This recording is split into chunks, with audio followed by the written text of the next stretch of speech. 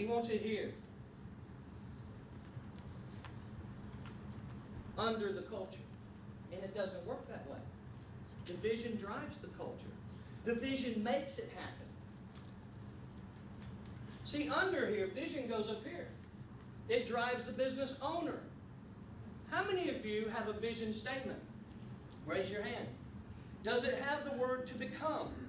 If you're already there, is it a vision? No, that's a purpose. So I don't want to spend a whole lot of time here because I don't have a whole lot of time. This is essential when you're planning your expo. Because if you miss this, you may miss everything. And I'll help you, and I'll volunteer to help you. You have things that are important. These are called core values. These are things that are clearly under culture. But then you also have a code. The code is what fleshes out. Can you see? The code fleshes out the core values. That's how we act. But that's not our vision. Our vision is where are we going? So let me ask you this question. Where are we going? To the expo, right? What is your vision for the expo? Why are you going there? What is it that you want people to take away from the expo? What is the impression that you want them to have? That's what we're talking about. We're talking about impression. And in order to make the most out of this vision, in order to really drive our ROI, we must use leverage. Because I've already said, how many of you are on your own, and how many of you have a team? Once again, let me see. How many of you are on your own, and how many have a team? So you still use leverage. What is leverage? Someone define it. A great picture. By the way, we received a gift from Hanson Aggregates, 12,000-pound rock on our campus. A gift from God. And I asked Beverly, she put all these slides together. I said, would you take a picture of this so I could illustrate leverage? 12,000-pound rock, the largest crane in Georgia, movable crane, had to come and lift it. 70 feet up in the air it had to extend to lift a 12,000-pound crane. How does this apply to the expo? How does this apply to business? 2 words. We leverage in business with 2 things. Money, and what's the other one? Time. People, which is time. Now, we can leverage in marketing, but I'm not talking marketing. That was Daryl. I'm talking in the business realm, we can leverage with money. We can invest with our folks over here, right? You have stuff to sell us, right? We need to buy them because we can leverage with money. We've leveraged with money because we've determined how much is our investment when we put our budget together that we're going to invest in the marketing or the setup or the teardown or the hiring of the people that sit at the booth, and we're going to talk about that. So we leverage with money because if I can't show up, how many of you are an employee of someone? Don't answer the next question. Are you getting paid to be here?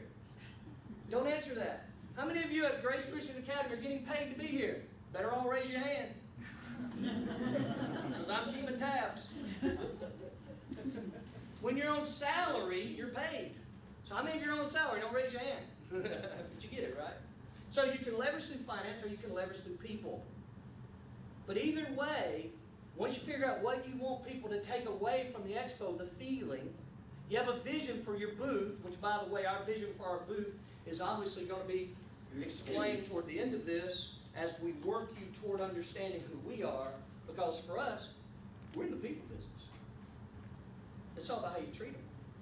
We spent 1 year with our team teaching people treatment. 1 whole year, all the trainings, this whole year, I will invest.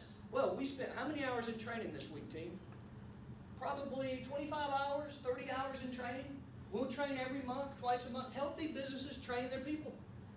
Because if you haven't, how many of you have had, listen. I went to McDonald's the other day and they ran out of ketchup. I won't be going back to that particular one. We had an issue leveraging with money and people. See, what happens is, wow is what we want them to feel. Trust is what we want them to feel. We want them to take something away. We need to use leverage. We can't necessarily be there, but we can train the team who can be there. Now, I so happen to have the team that's going to be there, but obviously, based on what Daryl said, I can't cram all you in the booth at the same time. I'm sorry. I know you wanted to do that to have a party. So we're talking about leveraging through people. So, how do we do this? Well, it's very obvious that we're going to need some people magnets. Now, Daryl mentioned because he didn't want to step on toes and offend anybody, but I love making people feel uncomfortable. I actually have a gift. Like they say, you can't spell intimidation without Tim. So the truth of the matter is, my team knows that within our code, we're going to make people feel uncomfortable, because I have never known anybody that gets better when they always feel uncomfortable. See, how many of you have ever heard of the DISC personality profile assessment? Raise your hand, please. How many of you know beyond a shadow of a doubt if you're a D, an I, S, or a C? How many of you just don't even give a rip? All right, at least there's one honest, folks. You and my wife, who cares, because you both have that just genuine loving heart. But we use this crazy. We use this D, I, S, and C. Since 1986, I've been certified to give this and to train this in and to teach this. And the first thing we do if we're hiring somebody is we're going to diss them. I didn't say diss them. That happens with the little children at the academy. They diss us. That happens when you go to McDonald's with no ketchup. They dish you. I'm talking diss. How many of you understand the D-I-S-C and can tell me what D stands for? Raise your hand, please. D, yes ma'am. Dominant. Dominant. Now wait a second. Do you have a better word? Because we don't like that word dominant. A lion or a leader. Yeah, but see, that I don't like that. I want to, can you use something that's not so harsh? Dominant's the word. All right. Another way we use this word is decisive. That's a little softer, Daryl, because nobody wants to think they're dominant. I mean, come on, are you packing? Dominant people pack. Shoot them in the kneecap if you don't like them. They didn't buy from you, shoot them in the other kneecap. Put 2 here and 1 in there. That's what D's do. Who knows what I stands for? Yes, ma'am. Influencing. Is that you? I'm a D. Ooh. Then point to the eyes, because that's what D's do. She is marked on tap there. Good job. Influencing. How about the S? Who understands this? Yes, ma'am, Joyce. What is it? Oh, you didn't raise your hand. I'm sorry, but that would probably be you. Who said it? Steady. Isn't she? Remarkably steady. Loyal.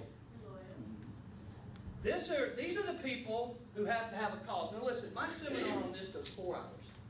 So if I come in and train, it's 4 hours just on this. Obviously, I'm going to pray on 4 hours and 5 minutes. Get it? You get it? Say, got it? Got it. Good. So I can't just continue to teach this forever, but we are going to see how this works. What is a C? D, what is a C? D, what is a C? Cautious. I'm behind you. Gina, my friend. Compliance. That's what our accountants do. She's an accountant. She's our accountant. That's Grace's accountant right there, and a great sponsor. They are compliant. But they're more than that. Order is their deal. Now listen, please understand, and I'm going to hurt your feelings right now, and I'm going to go ahead and tell you I'm going to hurt your feelings. So you ready to have your feelings hurt? If you're ready, raise your hand. All D's raise their hand, because we love our feelings hurt. The true mark of a D is we don't pity them and they don't pity us. There is no personality profile for organized.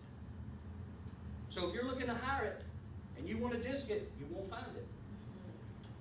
There is no personality profile that I have ever discovered, having done this hundreds of times, for organized. Everybody says the C, the C, the C, the C. I know some C's you can't get in their car. This pack of stuff they've orderly put in there. The difference between organized and orderly is huge. Orderly means 1, 2, 3, 4, 5, 6, 7. It's not 1, 7. That freaks them out. Orderly is a checklist. Check it off. Organized is different. You get it? Say, got it? Got it. Good.